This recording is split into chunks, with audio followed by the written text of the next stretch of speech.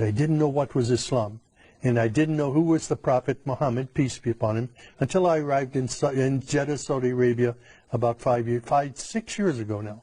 Okay. So, I mean, what was your initial feeling that when you were told you were going to Saudi Arabia, which is known as a Muslim country with Islamic laws, how did you feel about that? Well, you know, I had some nervousness about it, and my friends at the U.S. Naval Academy in Annapolis, Maryland, they said, do you know what you're doing?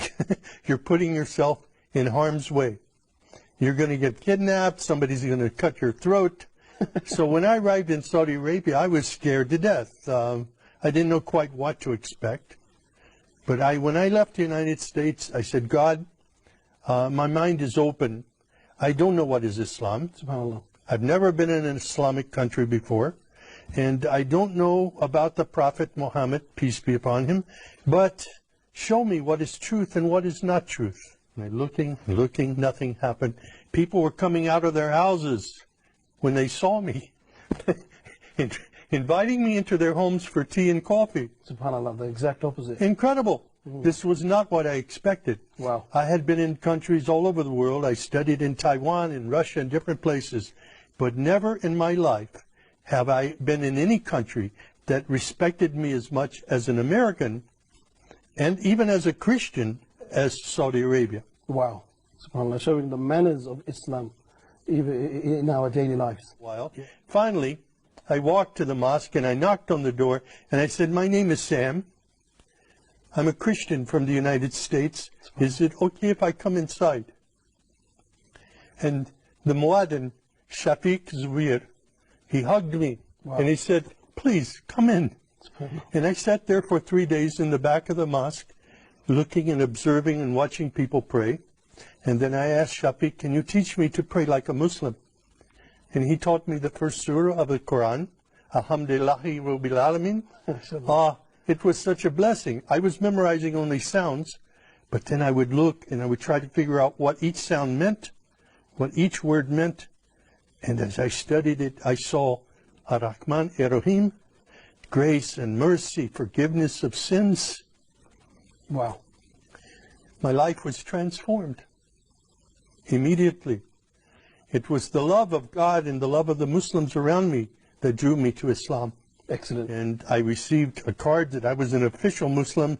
I got in the car and went to Mecca immediately. Wow.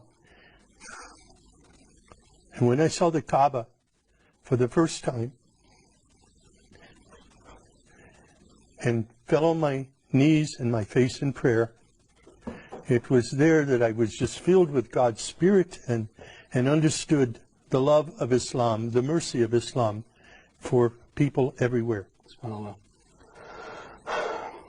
And when you did go into Mecca and you went into the Kaaba, you mentioned your feelings when you saw the Kaaba itself, but what were your feelings like when you saw people stand for prayer, like thousands of people coming together and following instructions like that? Well, it was invigorating. It was, I was enthused in my faith. I was confirmed in my faith by prayer at that time.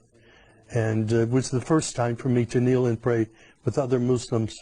It was a great experience. And Christians need to understand what is truly Islam.